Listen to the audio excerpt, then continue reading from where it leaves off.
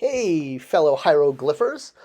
You're back. It's Sunday morning, or whenever you choose to watch these lessons, and we're ready once again to doodle. And we're not just going to doodle, we're going to do it with purpose, because that's the way you learn hieroglyphics. Hey, I mean, it took scribes almost a decade to learn this, and in today's modern a-go-go world, maybe it'll only take you a couple years. Either way, let's jump in. So, first we're going to start with our homework from last week, which, to the untrained eye, looks like a bunch of, purposeful doodles.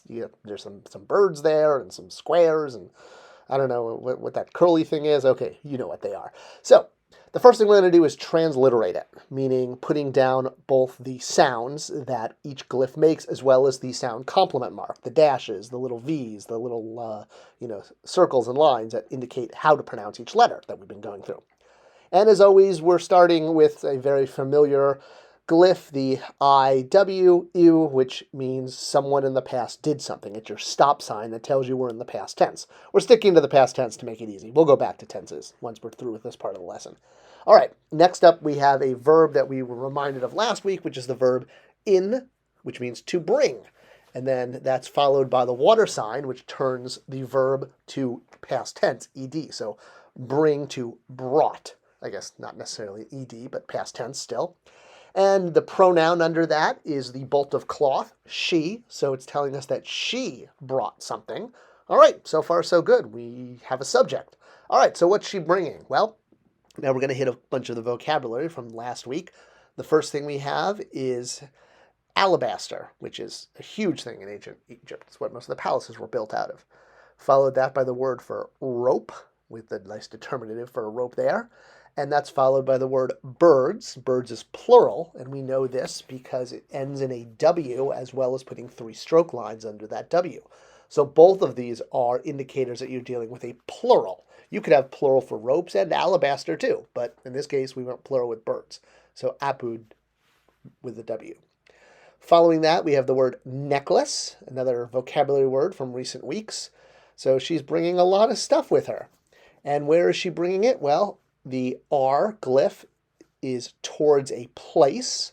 So the preposition towards, it preposes where we're bringing it.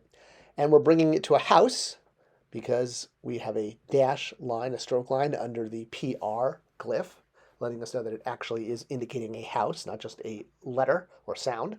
And what type of house? Well, it's an empty house, word from last week. So translating the whole thing, it becomes she brought alabaster, rope, birds, necklace towards house empty. Okay, yeah, that's not really good English, so what we're going to do is we're going to add some articles because the ancient Egyptian doesn't have those, and it becomes she brought alabaster, a rope, some birds, and a necklace to the empty house.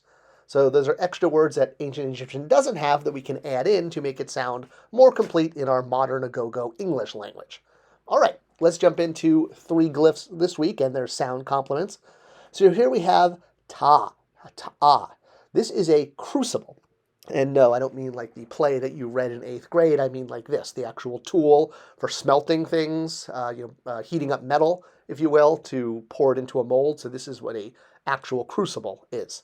And they use them in ancient Egypt to, make things, which is why they have glyphs of them. All right.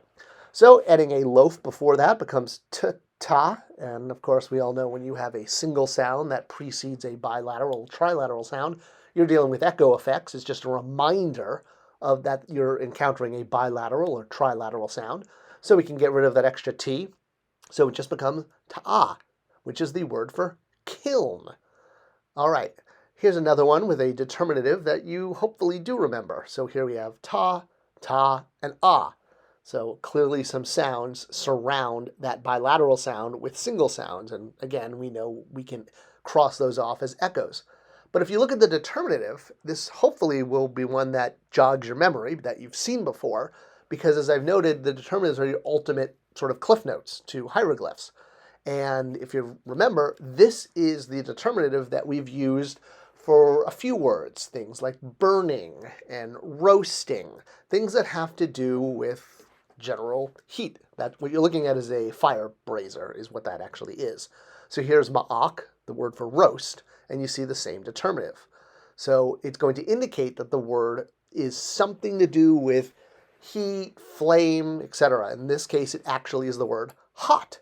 So you could have a hot roast, if you will, or a roast that's hot, not eating it cold. All right, next up we have tea. And this is a pestle, like a mortar and pestle, like you're using it to chop up carrots and turning them into paste or something like that. If you've ever, made baby food or something like that. All right, so here we have T followed by W, so two, followed by a glyph for a man. And again, anytime there's a person or animal at the end of a word, it's always a determinative. So this is the word for yes. And I suppose if you added another man at the end of that standing, it could be a yes man. Okay, that's just a joke. All right, so here's another word with the T, excuse me. So we have Y or I, T, Y, and then determinative of a man holding a staff and a spear. Obviously someone important. And that's because this is the word for, or rather, well, it's pronounced itty once you get rid of the additional echo sounds, but it's the word for sovereign. So this means sovereign, like a king or a pharaoh, etc., the person who's in charge. Egypt was big on having people in charge. All right, so if you put, for example, nib in front of it, you remember that nib in front is the word lord, nib after is thing. So this could be the sovereign lord, and then you put the sign for three lands, sovereign lord over the lands, like the lands of Egypt. Okay, one of my favorite glyphs, and that's because not too many of them are, well, I guess things you could ride on, like boats. You don't get that many. This one's a sled, so it's kind of fun. It's TM. I think of it as Tim's sled. That's just how I remember it, but it's Tim, not Tim. It's Tim. So to draw Tim, the sled, first you start with the top bracket, and that's going to curve up at the end. And then you'll make the second bracket knowing it's a little bit shorter than the first one, so that they don't actually run all the way through. And then you're going to draw those three slanted lines to connect it. That's what holds the sled together, 1, 2, and 3, or rather 3, 4, and 5 as far as your stroke marks. Finally, you'll add the little flourish there, which is kind of like an elongated lowercase a. With enough practice, you'll kind of realize it's basically the rope that's hanging off that's holding the sled together. You see this kind of mark on things like the lasso and the water skin, etc. So yeah, it's like a little piece of string. All right, so here we have the loaf T followed by TM, so tum. And we all know that when you repeat those sounds, we're dealing with an echo effect. So we just bring it down to tim. And this is the verb to be complete. So when you finish something, you tim it. All right. And again. All right. Here we have another T followed by TM followed by M. And then determinatives of people with stroke lines under it.